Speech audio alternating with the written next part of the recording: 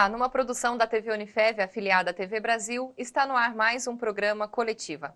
Nós temos feito aqui, ao longo das semanas, rodada de entrevistas com diversos curadores participantes da Fundação Educacional de Votuporanga. E hoje não vai ser diferente. Recebemos aqui em nossos estúdios líderes da área de engenharia. Hoje vamos falar com o presidente da CEARVO, Gabriel Bifaroni, e o conselheiro do CREA São Paulo, Mamed Abou Den Júnior, que é com ele, inclusive, que nós abrimos este bloco. Mamed, muito obrigada pela sua presença e seja muito bem-vindo. Obrigado, Fabiola. Obrigado, Josiano. É um prazer estar aqui com vocês para falar de engenharia, que é uma coisa que a gente respira o tempo todo, né? O mundo vive disso e às vezes as pessoas nem imaginam que tem engenharia envolvida. É isso mesmo, engenharia em todo lugar, né? E aqui comigo, ao meu lado, dividindo a bancada hoje, Josiano Garofolo, que é apresentador, produtor aí da TV Unifev e comanda o Jornal da Manhã todas as manhãs. Muito bom estar aqui, aproveitar e participar com as perguntas também nesse programa que é muito visto, viu, Fabiola? Muito comentado. É isso mesmo, a gente recebe bastante esse retorno do pessoal aí de casa e agradecemos desde já a sua participação. Mamed, você é engenheiro civil formado aqui pela Unifev e também engenheiro de produção. Antes de a gente falar sobre o CREA, né, que você está lá como conselheiro, vamos conversar um pouco sobre o mercado da engenharia. Quais foram os impactos da pandemia no setor, principalmente no de construção civil? A engenharia, como eu comentei logo no começo, ela é muito ampla, está em muitos lugares, então alguns setores foram um pouco mais afetados, outros menos. No caso da construção civil, teve um impacto logo de imediato, houve uma paralisação. No entanto, as pessoas foram ficando mais em casa e a coisa foi mudando, porque as pessoas começam a ver necessidades de adaptar o seu local de moradia para trabalhar, para estudar, para uma série de coisas. Então começou a aquecer novamente esse mercado. Isso foi uma coisa muito positiva, né? Outra coisa que não parou desde o começo da pandemia foi o agro. O agro ele precisou se otimizar justamente para fornecer mais alimentos, porque as pessoas estavam mais em casa, ficam mais tranquilas, consomem mais, né? E cada vez mais o agro tem se otimizado aí, isso é bem importante. E ali também tem engenharia. Completamente engenharia, em toda a cadeia do agro tem engenharia, seja na plantação, seja no maquinário, seja na construção de galpões, então a gente tem todas as engenharias envolvidas no mesmo setor. E com relação ao setor público, do que observa o CREA, as obras em andamento foram paralisadas, se foram paralisadas, já foram retomadas ou nem foram afetadas com essa pandemia? No setor público, a gente tem algumas divisões dentro do setor público que quando você faz uma obra, há um empenho de uma verba para aquilo, então não se tira esse empenho. É direcionado, né? Exatamente, é direcionado. Então, o que estava em andamento foi finalizado e realmente houve uma paralisação no início? Sim, houve a paralisação, porque o governo precisou destinar recurso para outras áreas, no caso a saúde e o social, que foi muito mais afetado. É o que a gente enxerga hoje, que o governo já conseguiu sinalizar uma retomada aí das obras de infraestrutura que são muito carentes no nosso país. Ou seja, então nada que afetou a urbanização das cidades? Não, de jeito nenhum. Mamed, a gente percebe em diversos setores a falta de matéria-prima e até a inflação, né? Está mais caro construir, na opinião do CREA, do que vocês têm acompanhado? Sim, ficou mais caro construir. Também muito dessa primeira paralisação no começo da pandemia, as pessoas pararam de produzir e aí o que você tinha de estoque no mercado foi sendo consumido. A hora que o mercado começou a se aquecer, como está agora, e foi demandando mais insumos, houve aí essa dificuldade de fornecimento, então houve essa inflação, houve um custo maior para a construção, sim. Então está mais caro. O presidente da Câmara Brasileira da Indústria da Construção, José Carlos Martins, ele entende que a construção civil será a principal alavanca para o desenvolvimento, para a retomada do país logo após a pandemia. Qual a sua visão sobre isso? Ele está completamente certo porque a infraestrutura, que é o que o nosso país mais necessita, além do agro, que é a nossa maior riqueza hoje, tem engenharia.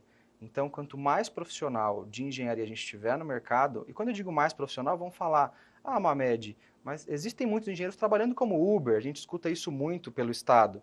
Existem, mas os profissionais que vão sempre se atualizando, eles vão ter sempre a demanda de trabalho e quando essa guinada acontecer, assim como aconteceu por volta de 2010, 2008, vai ser necessário. Inclusive, um dado que poucas pessoas sabem é que naquela época o governo federal quis trazer profissionais de fora e aí o sistema Confea-CREA conseguiu segurar, né? No entanto, a gente sabe que esse ciclo vai retomar em pouco tempo. Digo pouco tempo, 3 a 5 anos no máximo, isso já vai estar muito aquecido. Se o profissional local não estiver preparado, a gente não vai conseguir, porque o país vai demandar profissionais e a gente não vai ter mão de obra suficiente. Hoje fica aquela sensação de mola encolhida, né? Que está prestes aí quando puder voltar à construção, puder voltar a toda o investimento, enfim, um pouco mais perto do que era a nossa normalidade, eu sinto que as pessoas estão com muita vontade, né? Acredito que isso vai impulsionar também a economia adiante. Qual é a tua visão desse cenário pós-Covid? Olha, a primeira coisa é que os projetos serão repensados. As necessidades mudaram e a gente vê pela história da humanidade mesmo que grandes crises ou pandemias, igual já aconteceu no século passado, fizeram com que o rumo mudasse. O que a gente vai ter agora? Uma maior higienização, uma maior aerar os espaços, iluminar os espaços com luz natural, porque essa é a nova necessidade, né? E sobre essa mola encolhida, com certeza isso vai acontecer mais à frente, né? É o que já é esperado de estar acontecendo.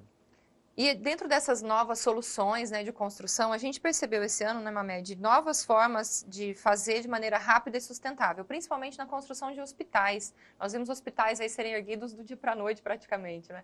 E seria uma construção modular. Conta um pouco para a gente sobre essas novas tecnologias. Olha, isso é fantástico, né? O Brasil, historicamente, acaba sendo levemente atrasado com outros países do hemisfério norte, por exemplo, em novas tecnologias de construção e de outras áreas da engenharia. No entanto, essa pandemia fez com que isso chegasse mais cedo aqui, e isso, basicamente, vamos generalizar, parte da cabeça de um engenheiro, né? E isso é muito bacana. Então, quanto mais novas tecnologias a gente tiver aplicada, melhor vai ser a otimização de processos. E como engenheiro de produção e a nossa vida é otimizar processos, a construção civil no Brasil não sendo tão moderna quanto a gente gostaria que fosse, isso vai ser assim um diferencial, um marco daqui para frente. Eu gostaria então, inclusive, que você fizesse esse comparativo. Como é que está o Brasil nesse cenário mundial? A nossa engenharia, então, ela falta muito ainda para caminhar aí? Existe assim, deixa eu ponderar para não ficar chato para os nossos colegas engenheiros. Os nossos colegas, eles são muito bem formados, né? Isso depende de pessoa. Eu digo mais em questão de tecnologia mesmo, sabe? De soluções, assim. As soluções nós temos, até o pessoal, a gente vê muito meme na internet que o brasileiro precisa ser estudado, e isso realmente acontece. O que é difícil chegar são as tecnologias que vêm de fora por conta de preço, né? E o que a gente percebe, eu vou falar da realidade de Votuporanga, que a gente está aqui inserido, é a cultura da pessoa aceitar uma nova tecnologia, ela sempre fica receosa. Um exemplo muito claro é o drywall, né, que é a parede de gesso acartonado. Quando isso chegou, as pessoas falavam, eu não vou colocar isso na minha casa porque eu vou bater na parede e a parede vai atravessar para o outro lado. No entanto, Estados Unidos, face para o lado de fora a alvenaria convencional, o lado de dentro é inteiro de drywall, porque é mais rápido, é mais limpo e acaba saindo mais barato no final das contas. Então a gente percebe é uma mudança cultural que já vai acontecer com essas novas gerações que estão chegando, que são mais tecnológicos, o mundo está mais conectado, então eles começam a enxergar o que tem lá fora e quer fazer aqui dentro. Você acha que até no setor público pode realmente a gente começar a adotar essas novas formas de construção, como hospitais, assim, mais rápidos? Ah, com certeza isso deve acontecer.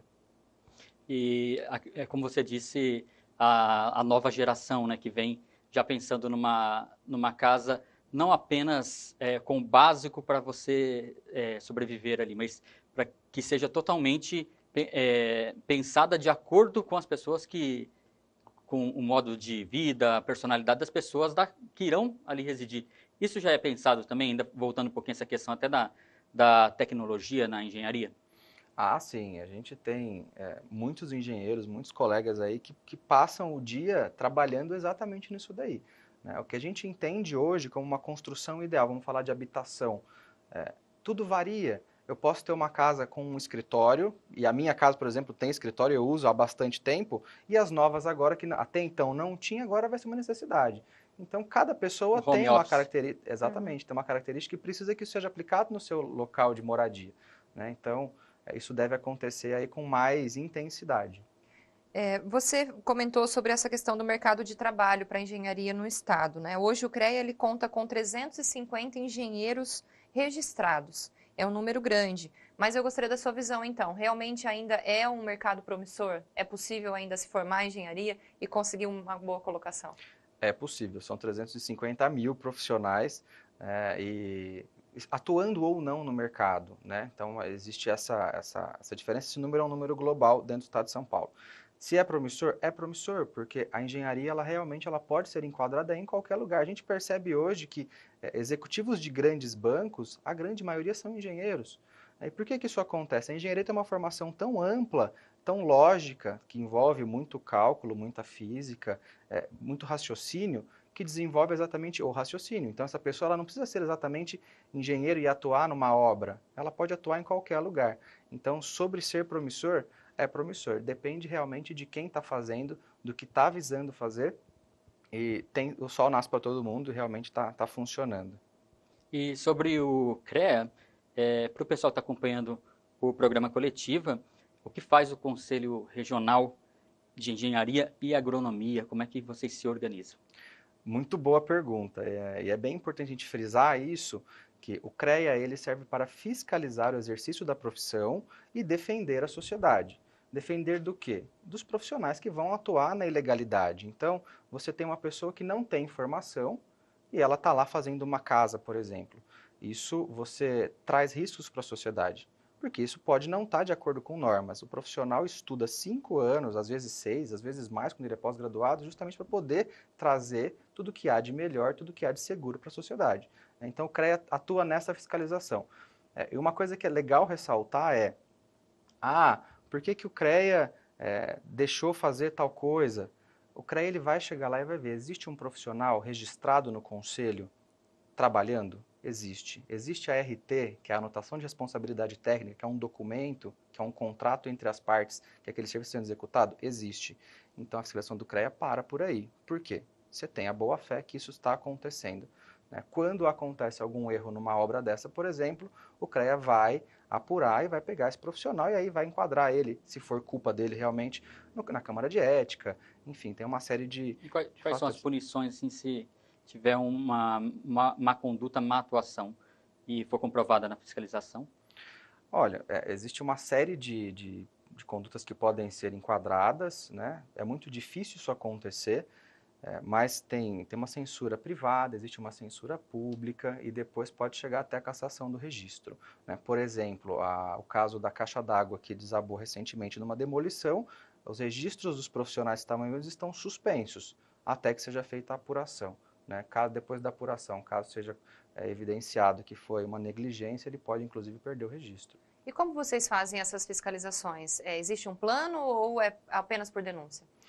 Existe um plano de fiscalização que é montado todo ano e ele é executado. Então, a Superintendência de Fiscalização elabora esse plano justamente com os gerentes regionais e começa a executar ele em forças-tarefas. Né? Então, divide-se o Estado em várias regiões e vai fiscalizar.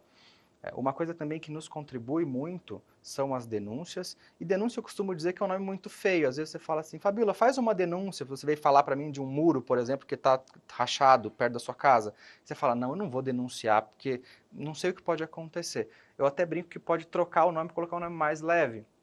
Porque é essa denúncia que faz com que o CREA vá lá e descubra se tem um profissional, se esse profissional realmente fez certo ou fez errado, e se isso vai trazer um risco para a sociedade ou não. Né? E uma estrutura que o CREA tem hoje são os inspetores. Os inspetores eles auxiliam na fiscalização. Não há o poder de polícia como o do fiscal, mas há esse compromisso com as denúncias. Então, hoje no estado de São Paulo, existem inspetorias, como o Votuporanga tem, que existe uma câmara, as 8 grandes câmaras do CREA, tem um representante de cada câmara, e nos municípios que ficam circundados a essas CAFES que a gente chama, existem 2 inspetores. Então, o estado de São Paulo, hoje, 645 municípios, está coberto por inspetores do CREA que vão ajudar a fiscalização. Mohamed, quais são os principais problemas detectados numa fiscalização do CREA? A principal delas é a falta de um profissional habilitado. Né? Ou então, quando você tem um profissional e você subcontrata um serviço, esse subserviço ele não está ou registrado, a empresa registrada no conselho, ou não tem um profissional responsável. E é aí que acontecem os grandes problemas, né? Justamente por você não ter alguém responsável lá, ou alguém que se auto-intitula apto a fazer aquele serviço e acabam causando aí grandes transtornos. E o CREA é obrigatório para todos os engenheiros, tipo, contextualizando a carteira da Ordem dos Advogados do Brasil, para os advogados exercerem a profissão. Também é bem parecido para ser um engenheiro, e também a pessoa que está precisando do trabalho do engenheiro, é preciso checar se está tudo de acordo do profissional com o CREA. Sobre a obrigatoriedade de ter o registro no CREA, eu digo que é relativo. Por quê? Você vai atuar com engenharia? Vou atuar como engenharia. Então você é obrigado a ter, porque é o conselho que fiscaliza o exercício da profissão. Você não vai atuar com engenharia, eu vou fazer um trainee para um banco, por exemplo, igual eu acabei de citar, grandes banqueiros hoje são engenheiros. Você precisa do registro? Aí não há necessidade, porque você não está exercendo a engenharia. Passou a exercer a engenharia, passa a ser obrigatório ter o registro. Então você faz, inclusive é muito simples para o recém-formado tirar, entra no site, faz o cadastro, anexa os documentos todos escaneados, assim que ele é processado, você leva presencialmente para fazer a autenticação e lá o seu registro já está liberado para trabalhar. E sobre você contratar um engenheiro e checar se ele tem CREA, sim, é extremamente necessário que isso aconteça. E culturalmente as pessoas falam assim, mas eu tenho um colega que faz e é mais barato porque ele não é engenheiro. Isso é bom?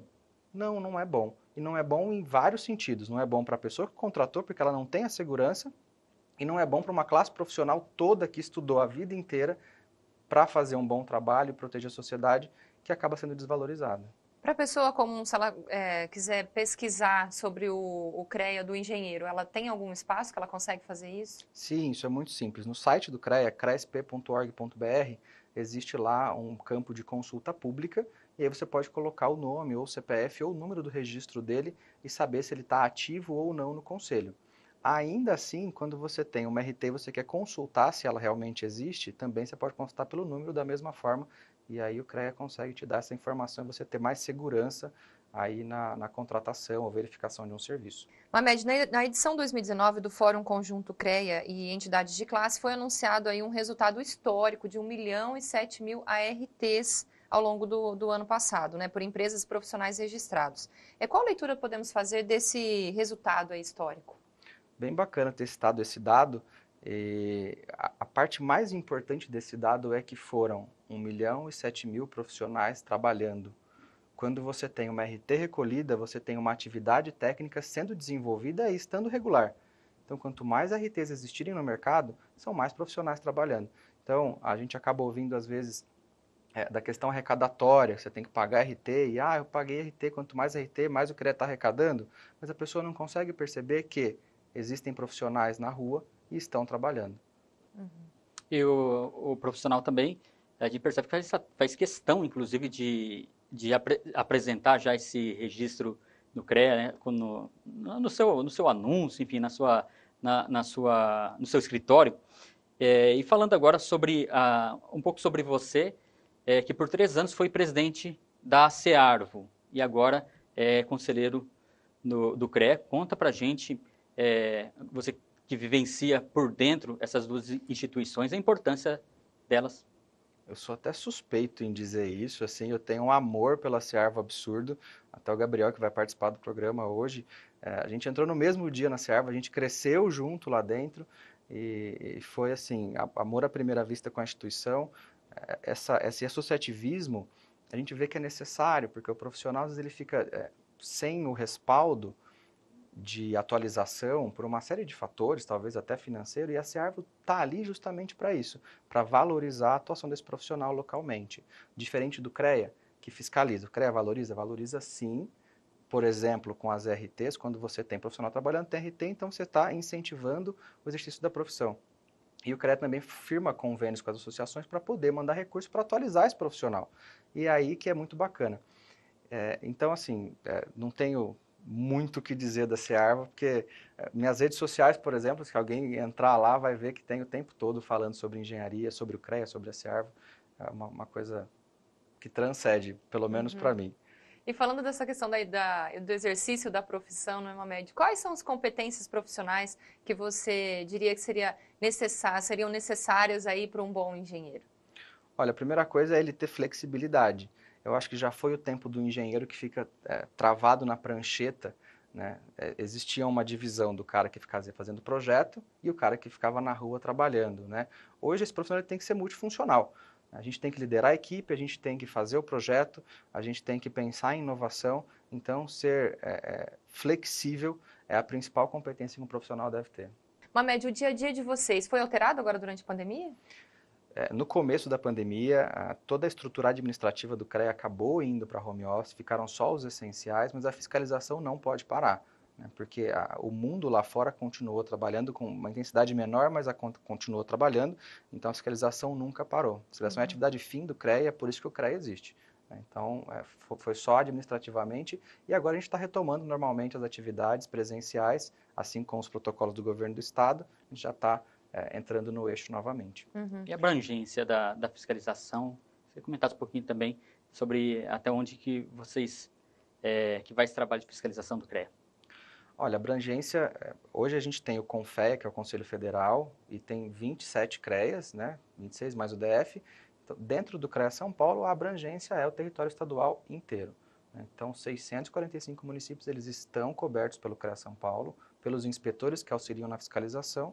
E quando alguém diz que, mas eu não vi o fiscal aqui, como existe o plano de fiscalização, ele precisa ser, você não consegue ter gente nos 600 municípios, a gente precisa realmente da contribuição, tanto de profissionais, quanto da sociedade, quanto dos inspetores, para nos dizer aonde ir para fiscalizar, né?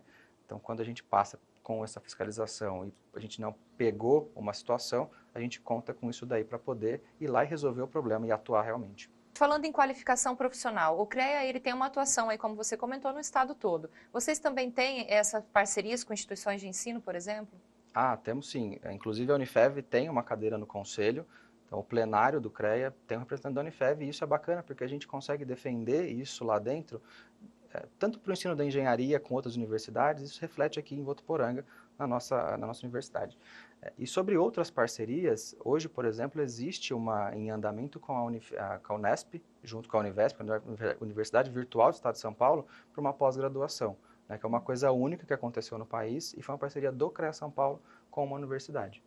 Bom, a gente agradece aqui a sua presença no programa Coletiva da TV Unifev. Encerramos esse primeiro bloco com o conselheiro do CREA, Mamed Abou-Den Júnior. Muito obrigada a Mamed pela sua presença e deixa aí uma mensagem final então para o pessoal de casa. Obrigado, Fabíola, obrigado, Luciano. E acho que a principal mensagem é: estamos passando por um processo eleitoral e o mais importante é que o profissional vá votar. No dia 1/10, daqui a pouquinho já, vai ter eleição para presidente do CONFEA, do CREA, diretores da Mútua. Então, o profissional venha votar, faça o seu papel de cidadão dentro da engenharia e contribua para um conselho mais democrático. Bacana. Muito obrigada, Jussiano, pela participação nesse primeiro bloco. A gente volta daqui a pouquinho, não saia daí.